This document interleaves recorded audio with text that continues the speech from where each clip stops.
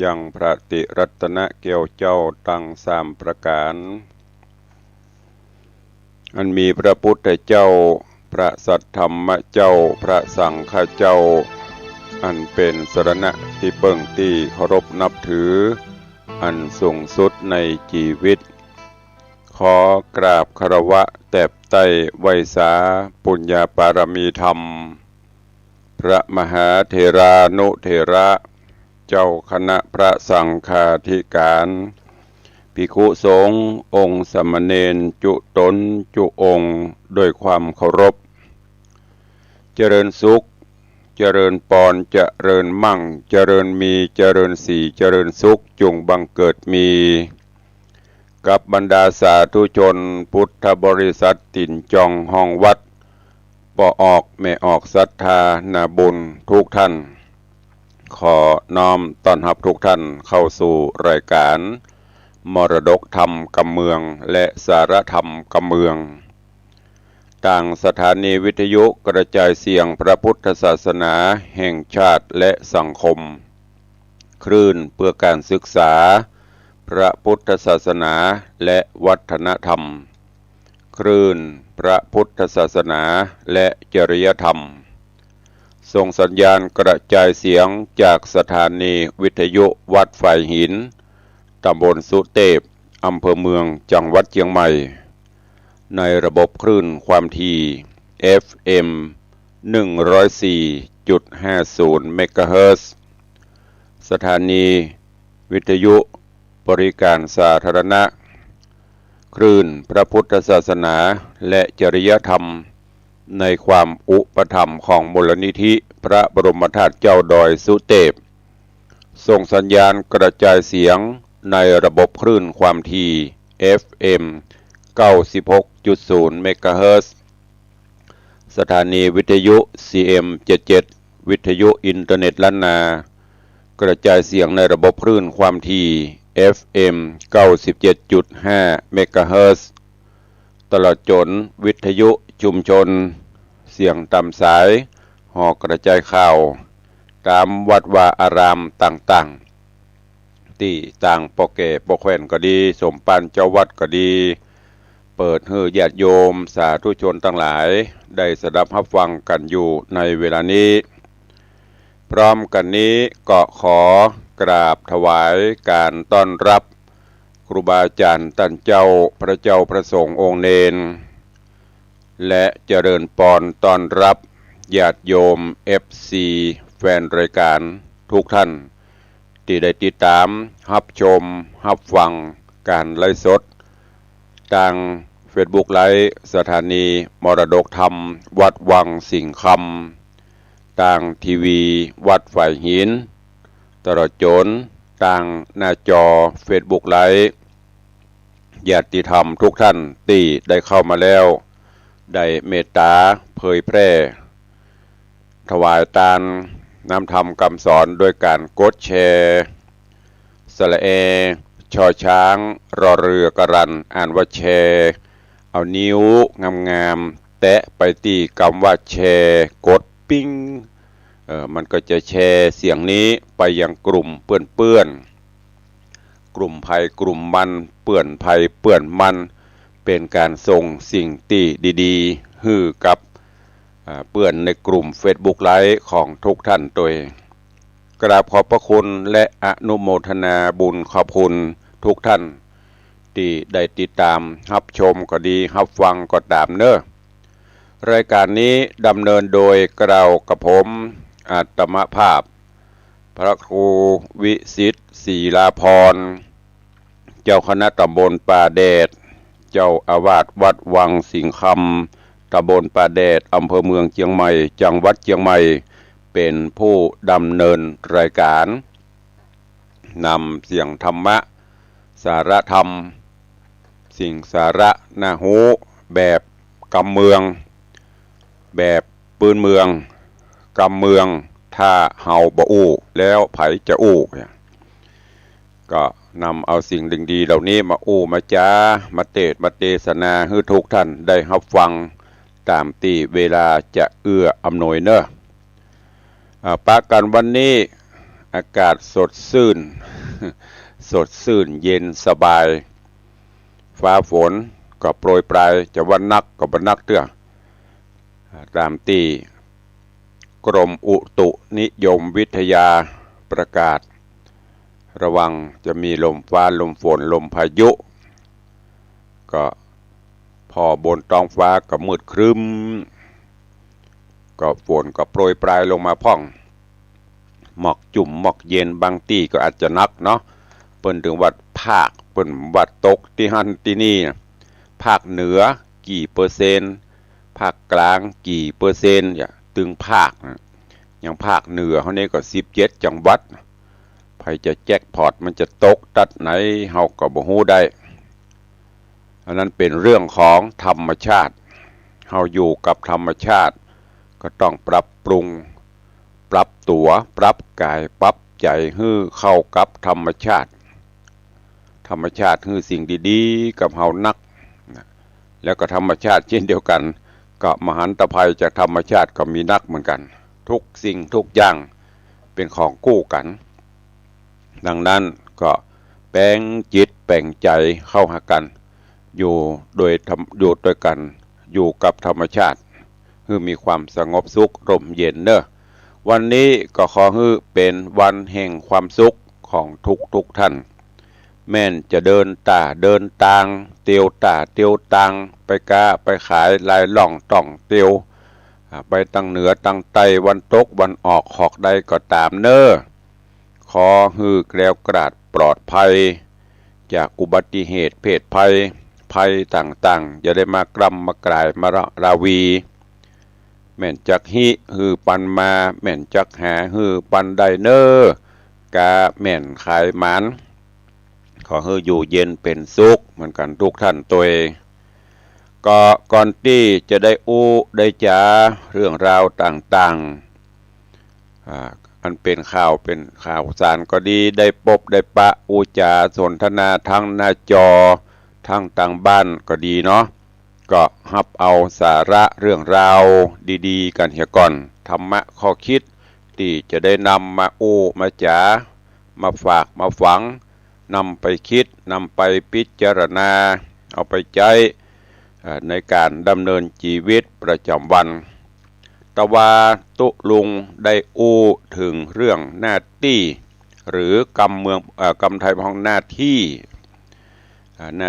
ต่างๆของเฮาหน้าที่โดยแต่งตั้งโดยสมมุติหน้าที่โดยธรรมชาติที่ได้นำมาฝากมาฝังย้ำกับญาติโยมตั้งหลายแห่งกรรมหน้าที่เป็นเองโดยธรรมชาติเช่นเป็นพ่อเป็นแม่เป็นลูกเป็นลูกเต้าเป็นลูกศิษย์ลูกหานี่เป็นหน้าที่โดยธรรมชาติหน้าที่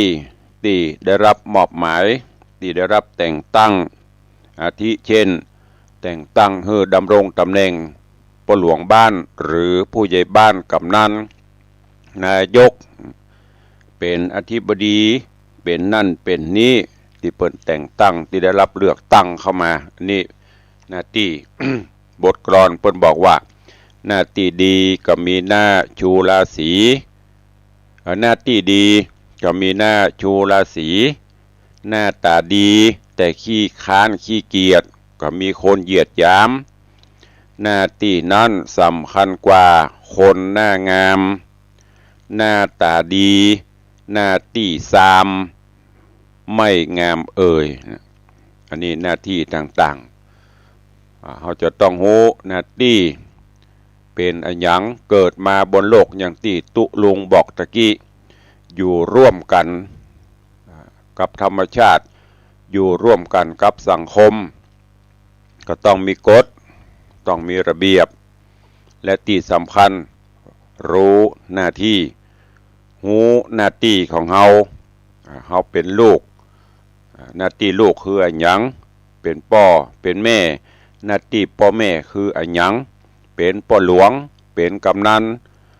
ประกาศเปล่าน้ำไหลไฟสว่างทางสะดวกใจได้ตลอดขออาสารับใจหน้าที่เฮามีอันหยังพ่องเป็นผู้บริหารบ้านเมือง บริหารหน่วยงานสถานที่ต่างๆบอกว่าจะเป็นผู้อำนวยการเป็นผอ.เป็นนั่นเป็นนี่เป็นโน่นมีหน้าที่นี้อย่างพ้องต้องรู้ต้องหูหน้าที่ของเฮาปฏิบัติหน้าที่ของเฮาให้ดีที่สุดบกพร่องน้อยที่สุดนะแต่ว่าได้อู้ถึงเรื่องมาแต่ว่านี่มาถึงหน้าที่ของลูกของเต้าที่จะต้องดูแลเอาใจใส่พ่อแม่ของเฮาเปิ่นได้เลี้ยงดูปู่เสือตั้งแต่ตีนเต้าจ้อนมาจนถูตุงหัวงอกว่ากันซื่อๆเนาะเลี้ยงอบรมพร่ำสอนชี้แนะชี้นำชี้ผิดชี้ถูกบอกทางดีบอกทางบดีตีเตินคือเฮาทั้งหลายได้เตียวในทางที่ดีเฮาผู้เป็นลูกก็จะต้องตอบแทนบุญคุณอันยิ่งใหญ่อย่างที่เพิ่นบอกไว้พระคุณพ่อแม่ล้นฟ้ามหาสมุทรพระคุณพ่อแม่สูงสุดมหาศาลพระคุณพ่อแม่เลิศฟ้าสุดทาทานจะมีไผ่มาปานพระคุณพ่อพระคุณแม่นั้นบ่มีชีวิตจุบเลี้ยงเขามาต้องตอบแทนเปิ้นเข้าตำน้ำเนาะอันนี้แต่ว่าได้อูไปละเพราะพ่อแม่บ่ได้หวังอันยังกับลูกกับเต่าเนอะบ่ได้หวังว่าลูกจะมาดูแลปนเปื้อเอาใจใส่อย่างนักความหวังของพ่อแม่ที่แท้จริงก็คือเปิ้นบอกว่ายามแก่เฒ่าหวังเจ้าเฝ้ารับใช้ยามป่วยไข้หวังเจ้าเฝ้ารักษายามเมื่อถึงวันตายวายชีวาหวังลูกช่วยปิดตาเมื่อสิ้นใจเขาจะสังเกตหันเวลาพ่อแม่จะทอดจิตเนาะกำเมืองว่าจะทอดจิตจะดับจิตนะบางเตือนลูกมาบักครบหลานมาบักพร้อมโอ้บ่ไปง่ายๆหายใจริบปรีเขาแวบพอลูกเต่าเหล่าหลานมาพร้อมหน้าพร้อมตาบอกกล่าวเปิ้นอีล่ามาแล้วเนอะบ่อ้ายมาแล้วเนอะแม่เนอะป้อเนอะคนนั่นคนนี้มาแล้วเนอะสมเด็จก็จะมอกหูรับหูโดยการมึนตาพอกาหรืออย่างกาสกรรมเปิ้นก็จะดับจิตเนี่ยหวังพอเราขณะจะถอดจิตนะก็ยังนึกนักสปะอยู่เพราะนั้นเฮาผู้เป็นลูกอย่างที่ตุลุงย้ำอยู่ตลอดบ่ต้องไปหวังทรัพย์สิ่งของอย่างนักสิ่งที่ป่อที่แม่ฮือเฮามานักนั่นก็คือ1สมอง2ตีน2มืออาการเฮาครบถ้วน32ประการนักกว่าให้นักกว่านานักกว่ารถเนี่ยอย่างที่ตุลุงเคยบอกครูบาอาจารย์เคยแนะไว้เปิ้นมาถามซื้อแกนตาเฮา10 ล้านเฮายังบ่ขายเขาซื้อแขนเฮาสักเบื้องจะฮื้อ3 ล้านเฮาก็บ่ขายให้ส่วนนานั่นมันยังบ่ถึงนะเพราะฉะนั้นจะไปคิดลึกนึกถึงบุญกุศลและตอบแทนเปิ้นเด้อวันนี้จะอู้ถึงเรื่องต่อไปก็คือหน้าที่ของครูบาอาจารย์ครูบาอาจารย์บ่ว่าจะเป็นครูประชาบาลครูมัธยมครูอย่างตลอดจนครูบาอาจารย์ที่เป็นพระเจ้าประสงค์องค์เนรครูอย่างที่เฮาห้ำนะเวลาเปิ้นจะโยงครูเลี้ยงครูนะครูเก่าครูปลายครูตายครูยังครูตั้งหลังครูตั้งหน้ามื้อนี้ครูบาอาจารย์แต่ละครูบาอาจารย์ก็มีบุญมีกุลต่อลูกศิษย์หน้าที่ของครูบาอาจารย์นั่นก็คือ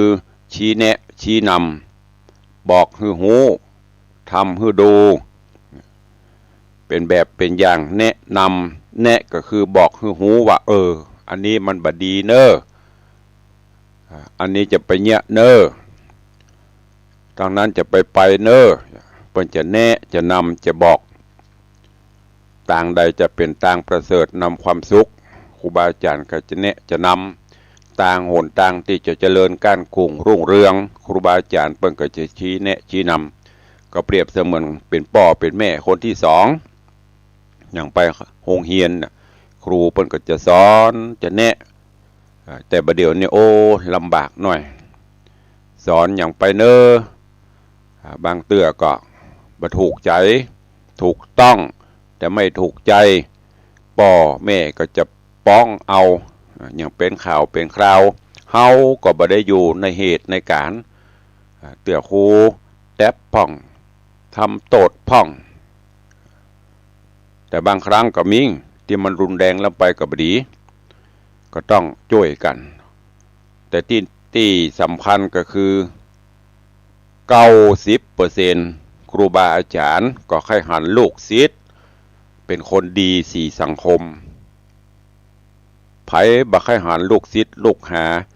ตกละกรรมลำบากหรอกแม้แต่อย่างตุลุงเนี่ยโอ้ลูกศิษย์ท่านพระครูวิสิตอย่าลูกศิษย์ตุลุงในวังอย่ามันยี่หยังข้อปุหลอกเป็นลักมาเปิ้นปะนั่นปะนี่อย่าเสียแผ่ครูบาอาจารย์ตรงกันข้ามลูกศิษย์ลูกหาได้ดิบได้ดีก็สื่อถึงครูบาอาจารย์ปุ่นโอ้ครูบาอาจารย์เปิ้นลูกศิษย์ท่านพระครูวิสิตลูกศิษย์ตุลุงในวังอย่าโอ้เปิ้นอบรมบ่มเพาะมาอย่างดีโลหน้าที่การงานบ่ได้เป็นอย่างปุ่นเป็นปลัดกระทรวงเฮาเป็นครูบาอาจารย์เฮาก็ดีใจอันนี้เป็นต้นชี้แนะชี้นำหน้าที่ของครูบาอาจารย์ก็แนะนำให้ลูกศิษย์ลูกหาได้ดิบได้ดีบอกต่างหนต่างแล้วก็ที่สำคัญก็นำเป็นแบบอย่างตุลุงตุวันเนี่ยมันไม่ได้ว่าเอาคนอื่นมาเปรียบนะเอาตัวเก่าเนี่ยสุมาเตอร์ที่เขาว่าปักแจะปักหน่อยก็เพื่อความเป็นระเบียบเรียบร้อยแม้แต่จะทำนั่นกวาดนี่ต้องทำเพื่อพอเป็นตัวอย่างกวาดจะนี้เก็บขอบเก็บครัวเก็บจีก็แนะนำแม้กระทั่งเป็นแบบเป็นอย่างต่างๆเนี่ยอันนี้คือแน่หน้าที่ของครูบาอาจารย์ประการต่อมาส่งเสริมให้ลูกศิษย์ลูกหาได้ศึกษาได้ห่ำได้เรียนนะตั้งแต่อย่างที่บอกตะว่าเข้าวัดมาฝากตนฝากตัวเป็นศิษย์ตุเจ้าพระเนรเปิ้นก็จะสอนตั้งแต่กำใบกำสาสวดโยโกห้องอันนี้ถ้าเป็นตังวัดนะถ้าเป็นตังโรงเรียนเปิ้นก็จะแนะนำภาษาอังกฤษภาษาญี่ปุ่นภาษาจีนภาษาไทยบวกเลขบวกอย่างเนี้ยครูเปิ้นก็จะสอนให้หมดให้ได้ศึกษาให้ห่ำให้เรียนให้มันจบสูงบางเตื้อก็สงเคราะห์อนุเคราะห์ไปประการต่อมาศิลปะวิทยาที่เปิ้นมีอยู่บอกให้จนหมดจนเสี่ยงเพื่อให้ลูกศิษย์ลูกหาได้รับความรู้ที่เปิ้นถ่ายทอดให้เต็มอิ่มเต็มภูมิของเปิ้นนะบ่ได้ปิดบ่ได้บังบ่ได้หวงอย่างถ้าย้อนเรื่องมาก่อนนี่วิชาอาคมต่างๆไสยศาสตร์ไสยเวทไปห่ำไปเฮียนกันเปิ้นก็บอกแต่ประเดี๋ยวนี้ตั้งแต่เตรียมอนุบาลไปจนถึงอนุบาลถึงประถมมัธยมเข้าวิทยาลัยมหาวิทยาลัยครูบาอาจารย์แต่ละสาขาแต่ละวิชาเปิ้นก็ถ่ายทอดสอนให้หมดเพื่อให้ลูกศิษย์แต่ละคนไปถึงฝั่งเป็นเรือให้ลูกศิษย์ได้ขี่ได้ข้ามฝั่งไปต่อมาก็คือยกย่องลูกศิษย์ลูกหาให้ปรากฏในชุมชนลูกศิษย์ลูกหาคนใดดีครูบาอาจารย์เพิ่นก็ยกย่องแล้วก็เมื่อลูกศิษย์ลูกหาดีมีหน้ามีตามีตำแหน่งหน้าที่ก็ส่งมาถึงผลของครูบาอาจารย์ตัวประการต่อมาป้องกันลูกศิษย์ลูกหาในทิศต่างๆก็คือให้ความคุ้มครองป้องกันแก่ลูกศิษย์ลูกหาเหล่านี้อันนี้คือหน้าที่ของครูบาอาจารย์บ่ว่าจะเป็นครูพระเจ้าประสงค์องค์เนรบ่ว่าจะเป็นครูทางที่สอบมาบรรจุอย่างมา หรือแม้กระทั่งครูบาอาจารย์ที่ถ่ายทอดศิลปศาสตร์วิทยาการต่างๆแม้กระทั่งผู้สูงอายุปอุ้ยแม่มอนเฮาสอนแปลงสวยกาสอนแปลงนั่นแปลงนี่ก็เป็นครูบางเตือเป็นอย่างโอ้ขอขึ้นขันครูเอานั่นไปใส่เอาดอกไม้ธูปเทียนไปฝากตัวเป็นครูเปิ้นก็จะสอนนี่เป็นครูทั้งนั้นทีนี้เมื่อหน้าที่ครูบาอาจารย์เปิ้นมีจะนี้หมู่ลูกศิษย์ลูกหาเหรอหน้าที่ลูกศิษย์ลูกหามีอะไรอย่างพ้องเปิ้นบอกว่าหน้าที่ของลูกศิษย์ลูกหาที่จะพึงประพฤติปฏิบัติต่อครูบาอาจารย์ก็คือประการที่หนึ่งลุกขึ้นยืนฮับตอนฮับก็หมายถึงว่าบัแสดงอาการกระด้างหรือเมินเฉยเมื่อพบปะครูเมื่อก่อนเวลาครูเวลาอย่างเฮาเป็นนักเรียนอีป่อยแม่รุ่นเฮา40-50นี่ปฏิบัติได้เยี่ยมอยู่ครูเตียวไก่จะยืนตรงโค้งคำนับถ้าเป็นแม่ยิงก็ประนมมือเนี่ยเป็นภาพที่โอหันแล้วประทับใจล่นลบครูเตียวมายืนตรงปุ๊บโค้งคำนับเนี่ยคือแห่งมันเนี่ยก็คือมารยาทนี่แหละมารยาทสังคมปะครูบาอาจารย์ที่ไหนก็ฝังเข้าไปตอนฮับเปิ่นเหมือนดังที่เฮาหันพระเจ้าพระสงฆ์ปฏิบัติต่อครูบาอาจารย์เนี่ยถึงแม้จะเป็นครูก็คือผู้อาวุโสผู้ทรงวัยธรรมเนียมปฏิบัติเพิ่นจะกราบจะไหว้แม้กระทั่งอู้จ๋าเฮาเป็นพระผู้น้อยเวลาจะโอ้จะสนทนากับครูบาอาจารย์พระเถระหรือผู้ที่เปิ้นมีอาวุโสกว่าเฮาเปิ้นจะประนมมือตลอดเวลาตีอู้จ๋าเป็นธรรมเนียมปฏิบัติแต่หลังๆมานี่ก็เริ่มหายแล้วเนอะตุเจ้าพระเนนรุ่นใหม่ๆนี่บ่ค่อยจะหูละ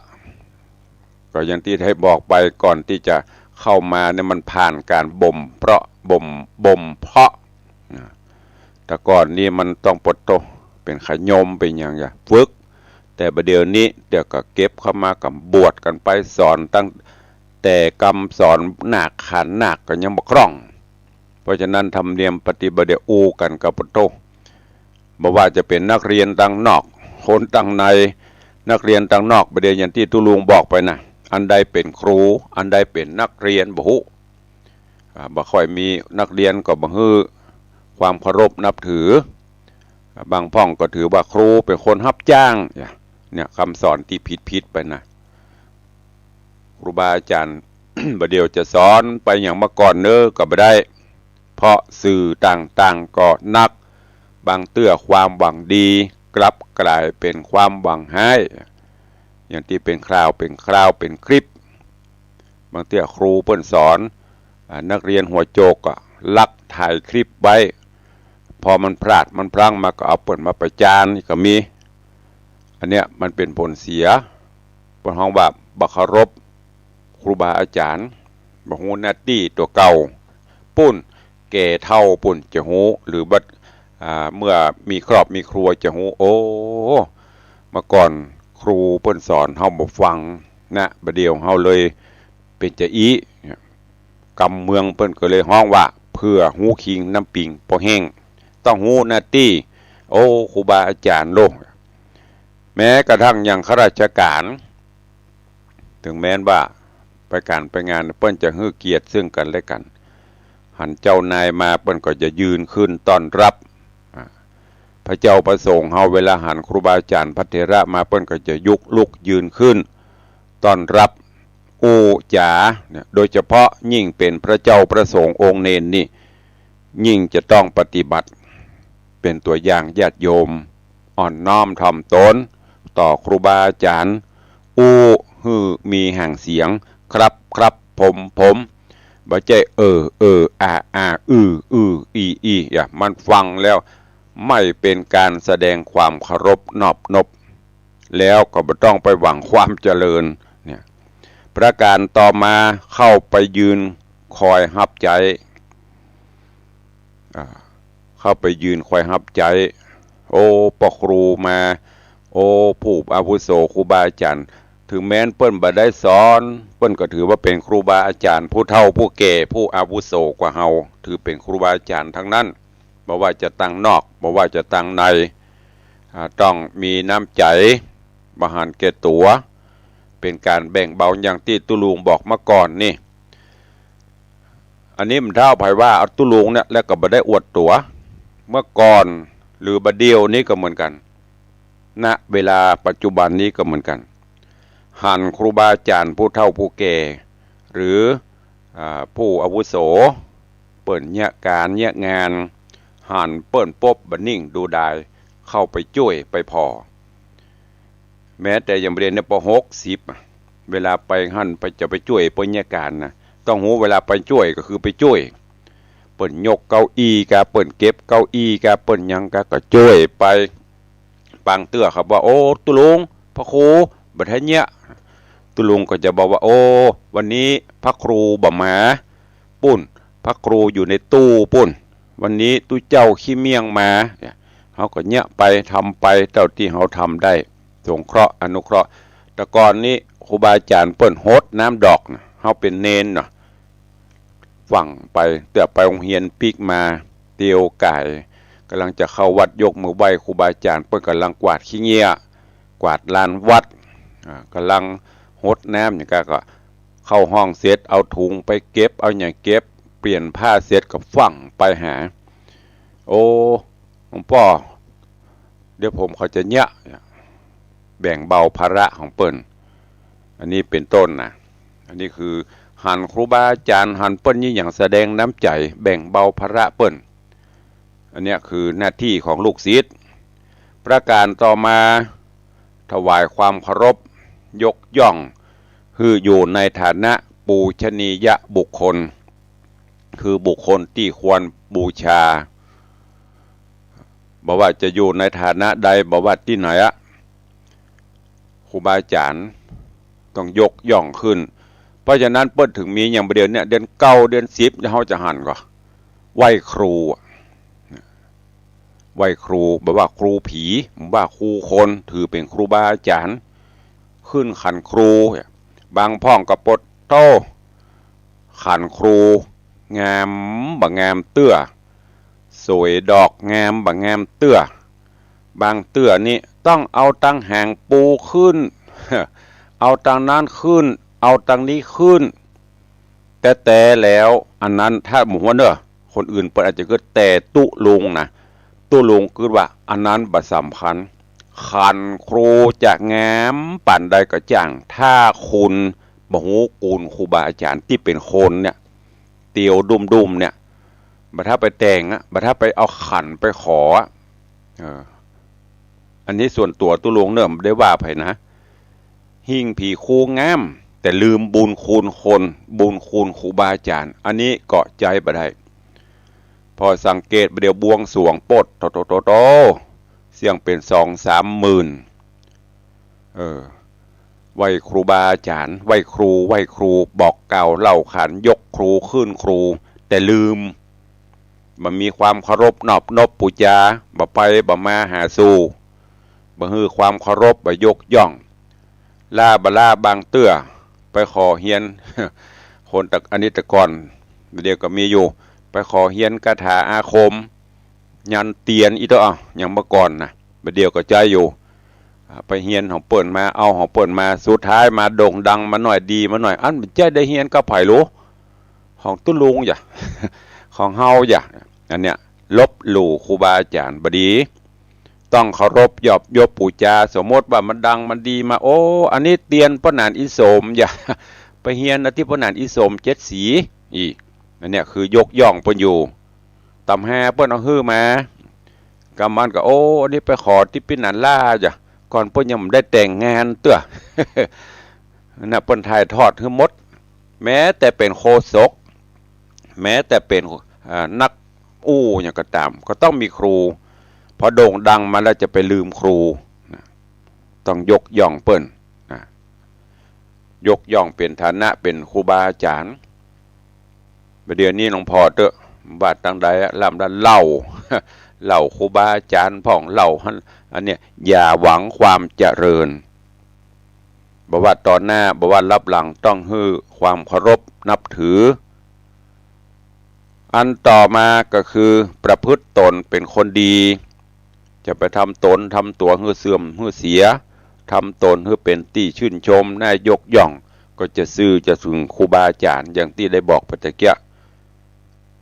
ลูกศิษย์ลูกหาปอน้อยปอหนานก็เหมือนเดียวกันประเดี๋ยวนี้ส่วนมากจะเป็นเช่นนี้นะน้อยนานทหารเก่าลืมวัดลืมบาลืมสถานที่อันนี้เป็นเรื่องจริงนะแล้วเอาความจริงมาอู้นะแต่วัดตุลงแต่พอเตอะออกจากวัดจากวาไปก็ลืมวัดลืมวาลืมครูบาอาจารย์ไปหมดการวัดการวาก็บ่ค่อยเข้าละกับตลปัดไปเห็นนะน้อยนานลืมวัดเข้าวัดเข้าวาจะไปลืมครูบาอาจารย์สถานที่ต่างๆเขาต้องให้ความกตัญญูประการต่อมาให้กตัญญูกตเวทิตาสำนึกในบุญในคุณของครูบาอาจารย์แล้วก็แสวงหาโอกาสเวลาอย่างที่ได้บอกไปตะเกียไปเยี่ยมไปเยียนไปกราบเดือนจีปีใหม่บอกว่าครูตั้งพระสงฆ์องค์เจ้าบอกว่าครูบาอาจารย์ครูทปะบอกครูจะขึ้นชื่อว่าครูจะไปลืมเดือนจีปีใหม่กาปีไหนกาก็ไปขอศีลขอปอนสู่มากระวะสะเก้าดำหัวแต่ประเด็นนี้ส่วนมากมันจะหายที่ตุลุงว่านี่คือตั้งนอกตุลุงกับผู้นะแต่ตั้งในวัดก็ดีลูกน้อยนานทหารเก่าที่ออกจากวัดไปหายหมดแต่เปิ้นฮ้องว่าบ่ฮู้กูลก็เอาบุญบ่ต้องไปหวังกูลเอาบุญก็คือโพดภายไปเตอะมันจะปิกมาจะไวจะสาจะก็แล้วแต่เขาจะฮู้บ่ฮู้ก็เอาเป็นบุญเป็นกุศลบ่ได้ต้องกึดจะไปหวังมาเป็นตอบแทนบุญกุลนี่มันยากบ่เดียวเตื้อปีสูดปีน้ำโซปล่อยก๊อกก็ถึงมหันมาถ้าว่าตั้งในตั้งลูกเต้าย้อนมาหันตั้งครอบครัวกันเหมือนกันเด้อจะอ้างบ่มีเวลาพ่องอ้างบ่ว่างเว้นพ่องแต่มุ่นหมู่เฮาตีปอรุ่นเก่าๆนี่จะฮู้อยู่คือหอดตะก่อนอยู่วัดคือหอดไปโรงเรียนครูคนนั่นสอนอย่างที่ตุลุงเล่าไปตอนก่อนนะครูที่เคยสอนเฮามาตั้งแต่กอากาขออาขาน่ะหมู่เฮาที่4-5นี่จำได้ น้องพอเตี้ยคนเท่ามันเล่าสมัยครูนั่นสมัยครูนี่สมัย ที่เป็นละอ่อนเพิ่นยังจำเนี่ยเพราะการอยู่ร่วมเพราะการเชื่อมกันระหว่างครูระหว่างลูกศิษย์ตุลุงก็จำได้อยู่เดี๋ยวป.60แม่ครูเก่าที่เปิ้นสอนสมัยเรียนมักเข้าเรียนใหม่คุณครูอุ่นเรือนหินเดช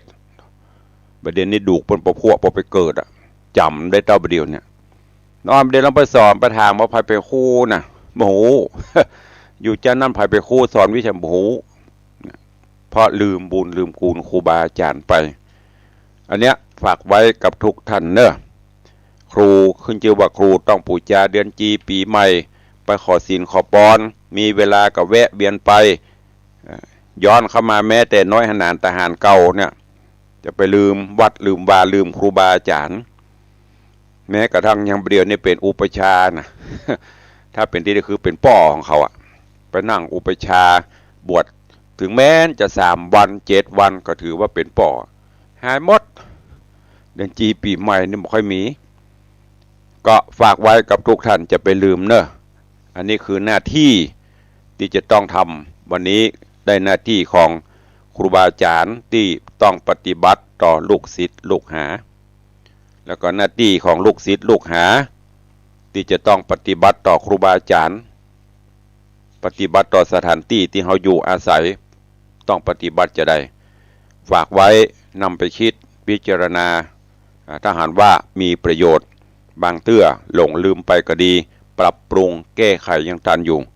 จะแปลว่าแก่บ่เท่าความกตัญญูรู้กุลนี่บ่มีคำว่าแก่บ่มีคำว่าเท่าผู้ใดประพฤติปฏิบัติรู้บุญรู้คุณบ่ลืมบุญบ่ลืมคุณบ่ว่าจะเป็นคุณพ่อคุณแม่คุณครูบาอาจารย์หรือผู้ที่เคยให้ความช่วยเหลือแม้กระทั่งในวัดในวานี่ก็เหมือนกันลูกพระลูกเนนทั้งหลายที่ฟังตุลุงอยู่เนอะอาจจะมีบางรูปบางตนบางองค์จะไปคืออย่างเพิ่นว่าอย่างที่โยมบ่จังว่าโอ้บ้านบ่ต้องเจ้าเข้าบ่ต้องซื้อนะอันนั้นก็จริงของเพิ่นว่าแต่เฮาจะเนี่ยจะได้ทดแทนที่อยู่ทดแทนวัดวาอารามทดแทนครูบาอาจารย์เตียวเขาวัดมาแปลงหน้ามองหลวงพ่อครับนี่อย่างลูกผมใครมาขออันอาศัยอยู่ตัวในวัดอยู่อาศัยบารมีครับตุเจ้าเพิ่นก็สืบถามไปถามมาได้กะมาอยู่ตัวกันช่วยกันเนอะพอวัดพอว่าศึกษาห้ำเฮียนเนี่ยแต่ก็ส่งไปการลดพ่องการนั่นการนี่พ่องออกไปหายแซบ ลืมหมดเดี๋ยวเข้าวันมายามแก่นเดียวมีอย่างซักอย่างจบไปจบอย่างปริญญาลาบลาอย่างจบคนเดียวอย่างเสาะสตางคนเดียวอย่างเนี่ยเพราะว่าอะกตัญญูลืมบุญลืมกุลต่างนอกต่างป่างก็เหมือนเดียวกันนั่นแหละเพราะนั้นวันนี้เลยฝากฝังกับทุกท่านคิดพิจารณาเนอเฮาเป็นครูบาอาจารย์หน้าที่เฮามีอย่างพ่องลูกศิษย์ลูกหามีหน้าที่อย่างพ่องพินิจพิจารณาแล้วก็เอาปรับปรุงใจเดี๋ยววันต่อไปจะเอาเรื่องหน้าที่ของผัวของเมียหน้าที่อย่างต่างๆมาอู้อย่างข้างแหมหลายอยู่เนอะวันนี้เวลาใกล้จะหมดละก็เบรกไว้เต้าอีก่อนเดี๋ยวก็ปบก็ปะกันวันต่อไปเนอะถ้าตุลุงบ่หิวบ่เพลียก็จะนำมาปบมาปะกับทุกท่านในรายการมรดกธรรมกำเมืองสาระน่ารู้กำเมืองกับตุลุงในวังเนอะนำมาปบมาปะกับทุกท่านเป็นประจำก่อนที่จะได้อู้จาตั้งหน้าไมค์ก็ขออนุญาตตักตายพี่น้องญาติโยมศรัทธาติดตามตั้งหน้าจอ Facebook ไลฟ์เจริญปอนพินานอินสมเตปินอินสมเจ็ดสีพิทจารย์ของล้านนาเฮาเจริญปอนต้อนรับโยมปเลี้ยงธนวัฒน์โยมแม่เลี้ยงทัดพิชารัตนมหาอุบาสกอุบาสิกาได้เข้ามาติดตามกราบไหว้สาครับผมท่านพระครูตุลุงในวังผู้ใจดี สาธุกับปเลี้ยงแม่เลี้ยงปเลี้ยงแม่เลี้ยงก็ใจดีเนี่ยทำแต่เหนื่อยเพียจะคิดว่าสถานบุญเปิ้นท่าฟังด้วยกำลังใจขอบคุณเนอะกับโยมปเลี้ยงโยมแม่เลี้ยงตัว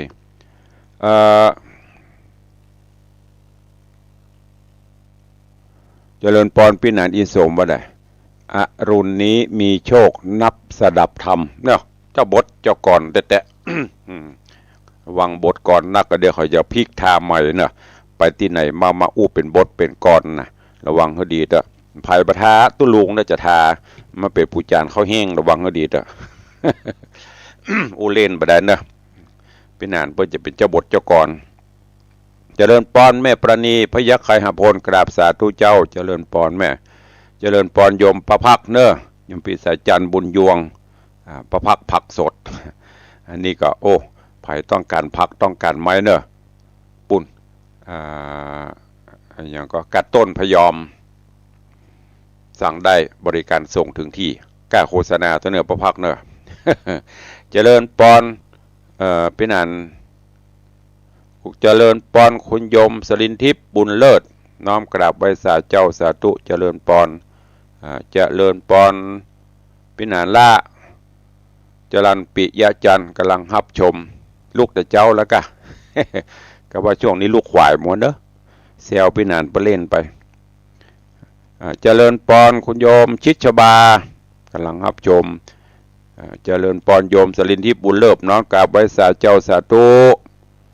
ดูฟังตังไฟหินเจริญปอนโยมปี้อัญชลีคำกิติสาธุเจ้าเจริญปอนโยมแม่ดาวันคำบังเนอะแม่เลี้ยงดาวันตะวาบอกว่าตุลุง วันเกิดเอาซ้อนเนาะถ้าไม่เลี้ยงน้อยไม่เลี้ยงดาวันเป็นเจ้าภาพก็โอเค คะแนนช่วยกันหอมนักเด้อเอาหยังก็ได้อะมันตึงมีมาเจริญพรประพักบอกว่ากราบสาธุเจ้าสาธุเนอะเจริญพรโยมจันสายแป้งหลวงสาธุเจ้าเจริญพรยายเพลินเปื้อนเกษตรกำลังรับชมอันนี้เป็น FC ต่างหน้าจอ Facebook ไลฟ์ขอบคุณบุญรักษาทุกท่านเนอะใครมีอย่างก็คอมเมนต์กันเข้าไว้เดี๋ยวตุลุงก็จะตุยไปพอก็มีอีพ่ออีแม่ญาติโยมต่างหลายถามตุลุงวันนี้งานส่งน้ำพระธาตุแล้วไปละต่อไปก็แฮปปี้เบิร์ธเดย์เนาะ เบิร์ธเดย์แน่แต่ว่าปีนี้เป็นปีที่อายุวัฒนมงคลครบ60ปีเศยิตก็เลยว่าโอ้มันใกล้กันเนี่ยสุมาเตอร์กำเมืองบอกว่าใกล้โกนกันเนี่ยส่งน้ำพระธาตุกันลังแล้ว15 16 17ก็เดียววันที่21สิงหาจะวันเกิดแล้วซ้ำปีนี้ซ้ำครบ60ตัวก็จัดกิจกรรมใหญ่น้อยอ่ะเกิดไปเกิดมาตุลุงก็มันใกล้กันแปงเวลาเฮออีปอยไม่ได้หายใจเพื่อจะได้หอมก็เลยว่าปีนี้จะเคลื่อนย้ายไปหน่อยจัดแน่แต่ย้ายถึงแม้มันจะครบ60เขาจัดมารวมกำเป็นอย่างเปิ้นเจ้กำเนิดต้องจัดวันนั้นให้ได้ไม่ใช่พร้อมเมื่อไหร่เขาก็จัดเพราะว่าเลิกคือความพร้อมปีนี้เปิดดูปักกระตืนแล้วก็ปุ่นคงจะย้ายไปกำบัพฤศจิกาก็ธันวาเนอะเตรียมความพร้อมเหมือนเพราะว่า1จะต้องพิมพ์หนังสือที่ระลึกในโอกาสครบรอบ60ปีจัดสังฆทานจัดวัดอุปกรณ์เตรียมความพร้อมแถมที่สำคัญก็คือจะเป็นหน้าหนาวละอากาศเย็นสบายกูเตือนนี่ฝนตุลุงเกิดหน้าฝน ฝนตกโอ้กลางเต็นท์ฝนลงมาก็ต้องมาใส่ลังลินแถมถ้าเป็นหน้าหนาวนี่ตะวันล่องใต้ลานวัดนี่ร่มรื่นรมณียสถานเย็นสบายรับหูมึนตากืดภาพนึกคนเดียวตั้งเก้าอี้เต็มมันโดยไม่ต้องมีเต็นท์มีอย่างมาบดบังภาพมันก็จะม่วนรถรางก็จะจอดได้สะดวกสบายไม่ต้องเป็นขี้เปอะแจ๊ะแม่เนาะอันนี้ปีนี้จัดแน่นอนก็มีถวายอย่างเดิมต้นเงินต้นทองต้นเพชรมีเหมือนเดิมเตรียมไว้เถอะเพียงแต่จะเลื่อนเวลาให้ญาติโยมได้หายใจตัวแล้วก็ปรับเวลาตัวเดี๋ยวจะหาเลิกผ่านนาทีวันดีแล้วจะแจ้งคำก็ขอบคุณตัวหนังสือที่จะพิมพ์ได้ตั้งจิตไว้ว่าจะพิมพ์1,000 เล่มก็เดี๋ยววันต่อไปก็คงจะต้องนำมาจัดต่ออย่างล่าสุดมีโยมปเลี้ยงทองใบเปรมประชาคหบดีของสันกระแปงเฮาได้นำเอาปัจจัยมาห่วมปเลี้ยงก็90ปลายละแข็งแรงอยู่มาตลอดล่าสุดเป็นเจ้าภาพหนังสือฮือตุลุง10 เล่มขอบพระคุณด้วยเนอะก็บอกกล่าวเล่าขานฮือเตรียมไว้เถอะมีแน่นอนแต่วันดีขึ้นดีเดี๋ยวตุลุงจะหาปักกระตือนดูแห่งกรรมเนาะก็ขอบคุณทุกท่านที่เป็นห่วงขอบคุณพวัดติดกันละ FC แฟนครับเพิ่นจะแต่ก่อนนี้10 กว่าปีมาละมาตลอดทุกวันที่21 สิงหาคมเพิ่นจะประจำหมดแล้วนะแต่ปีนี้จะย้ายขึ้นไปให้น้อยนึงเด้อบอกกล่าวให้อีพ่ออีแม่ใครจะให้จะหอมจะฮับนั่นฮับนี่จอมไว้เถอะค้างกับวันบ่ได้วันที่ใดเดตุลุงจะบอกเนอะเอาละจะได้ได้จ่ากับพี่น้องญาติโยมศรัทธาต่างบ้านต่างจองเนาะใครจะจะจ่าวันนี้ท่านเจ้าพระครูธรรมธรบพิตรติตะโสพโนสวาธุเจ้าอารามเทพนิมิตแม่ข้าป่าแดดเข้ามาติดตามรับชมนะกำลังรับชมนะแต่ไม่ได้คอมเมนต์อย่างเข้ามาขอบคุณเนอะไม่ได้หันภาพสดๆแต่ว่าเป็นภาพเลื่อนไหลอยู่ไม่ได้หันนะฮะ ก็จะได้อู้จ่ากับพี่น้องต่างบ้านเนอใครฟังอยู่ที่ไหนต่างใดใครอู้ใครจ่ากับตุลุงเข้ามาได้0817836540ขอบคุณทำกำเนองานส่งน้ำพระธาตุที่ผ่านมาได้รับเมตตาจิตเมตตาธรรมกับทุกท่านร่วมแรงร่วมใจกันสาธุเจริญปอนโยมแม่อำไพกองราชว่าจะรวย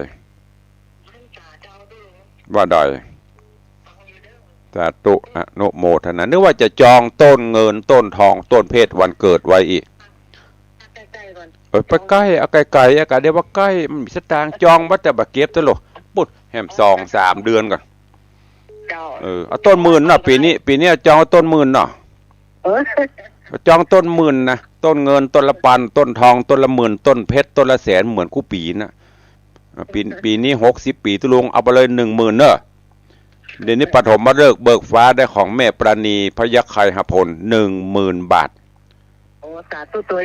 นั่นแหละเนี่ยเปิ้นถึงพร้อมหรอของแม่ปราณีปีละหมื่นค้างของแม่เนี่ยของแม่อำไพแม่เลี้ยงอำไพเนี่ยปีนี้แห้มต่ำกว่าเปิ้นเนอะไม่ตาเจ้าจังวันหน้าก่อนสาธุเด้อแม่เนอะอุตแต่พ่องเล่นพ่องเจริญปอนสาธุโยมแม่อำไพกองราชนี่ก็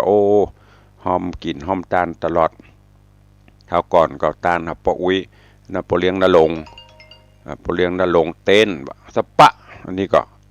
พี่อนนรงมูลศรีเจริญปอนแม่ดาวเรืองดาวรุ่งวัจุดอยหอมสตางค์ไว้เนอะกำลังใจก็คือหอมปัจจัยสาธุเนออนุโมทนาขอบคุณโยมแม่ดาวเรืองสันทรายปฐมฤกษ์เบิกฟ้าตอนนี้โยมแม่ปราณีพยัคฆ์ไคหพลหนองแต้นสันปะตองอันนี้ได้จับจองหอมใบเมินล่ะงานวันอายุวัฒนะมงคล60 ปีตุลุงแม่ตั้งปณิธานเป็นเจ้าภาพต้นทอง10,000 บาทจันคำเหรอจันคำจะเอาตัวเปิ่นแต่ใดฟังอยู่เจ้าว่าจะได้เจ้าสาธุเจ้าฟังอยู่เจ้าไว้สาเจ้าฟังอยู่เจ้าจบข่าว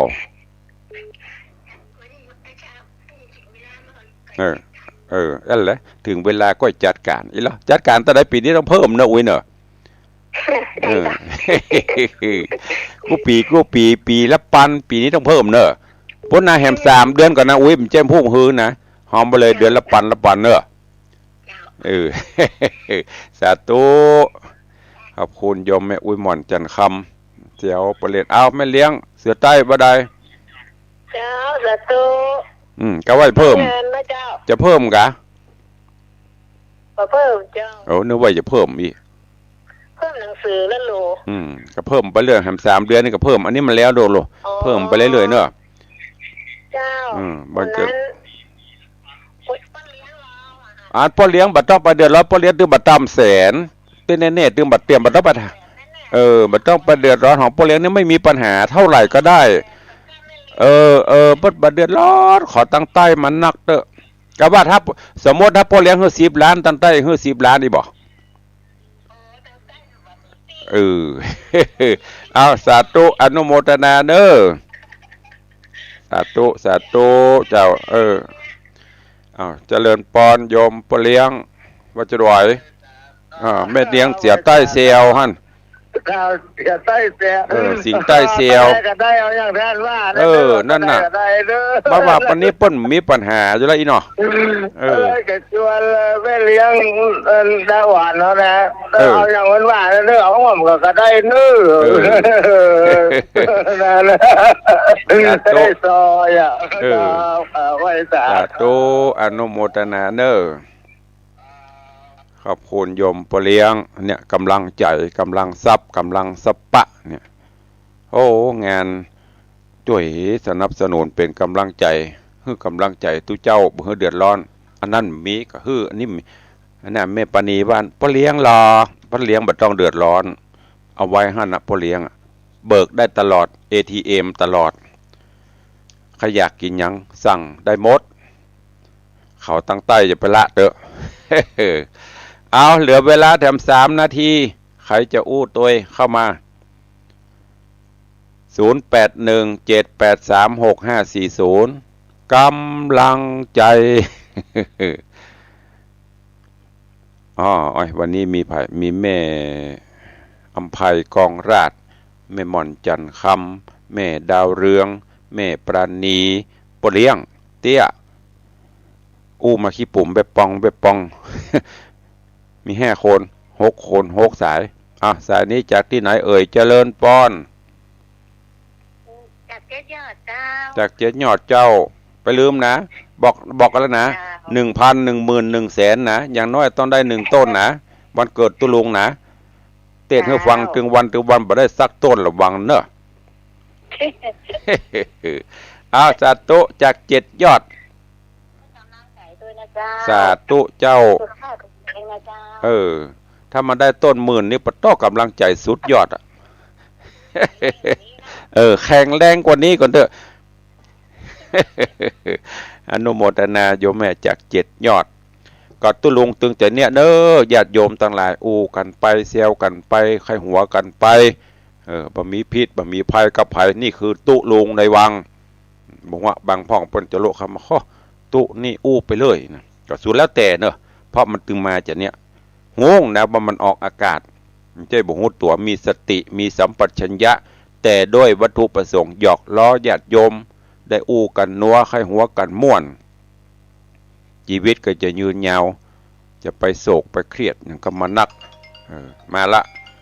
ะเด็กนางสาวเหรียญทองจันทรีว่าจะรอยเอากอดต้น10,000เนี่ยถ้าบ่เอาบ่อู้ตัวแล้วเนอะฮะถ้าขอเพิ่มไปสายที่7เนี่ยเดี๋ยวว่าขอเพิ่มไป70,000อีห้ามลืมเนอะแม่สุบรสใจโตไม่เป็นแล้วนะแล้วก็เตรียมท่อถ้าจะเดือนสิงหานี่ได้หอม20 บาทเพราะมันใกล้กันแต่ถ้าเลื่อนไป3 เดือนได้20,000เนอะห้ามปฏิเสธเอาหอมแม่สุบรสใจโตตัวของทีมงานหอมแม่ครูห้ามต่ำเนอะห้ามบอกกล้องเจ้าแล้วเนอะห้ามปฏิเสธห้ามต่ำ10,000เนอะปีนี้นะในสายของปะตากว่าลืมตึงวันนะตึงอุ้ยน่ะตึงประกาศตึงวันนะทีมงานของแม่ครูเหรียญทองจันทีต้นทอง1 ต้น 10,000 บาทอีเนอะต้นเงินต้นละ1,000ต้นทองต้นละ10,000ต้นเพชรต้นละ100,000เดี๋ยวนี้กำลังได้ต้นเนี่ยต้นทองของแม่ปราณีนำร่องมาละ10,000 บาทอันนั้นเขาเปิดคนเดียวนะของตัวเนี่ยต้องเอาทีมงานเนอะห้ามปฏิเสธสาธุเอาสายสุดท้ายเจริญปอนนมัสการเจ้าจากตังใดเจ้าเป็นกำลังใจให้เจ้าจากที่ไหนจากแม่นวลละออดอยสะเก็ดเจ้าอย่างก็แม่ออนแม่นวลละออย่างเพลงอะแม่นวลละออีกอะอย่างเพลงนะกะไปทำไมแม่นวลละนอกจากเนี้ยอายไปทำไมแต่ถ้าหอมตุลงได้10,000 บาทนี่ปะโตซ้ำงาม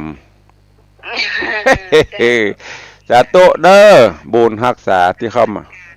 สาธุแม่นวลละเข้ามาเป็นกำลังใจสายสุดท้ายเอาแล้วเนาะอู้กันนัวไข้หัวกันม่วนเวลาหมดพอดีเนอะขอนำรายการจากทุกท่านไปก่อนเนอะปะกันใหม่วันต่อไปอยู่ดีมีสุขเหมือนกันจุตนจุองจุผู้จุคนเนอะอายุวันโนสุขังปะลัง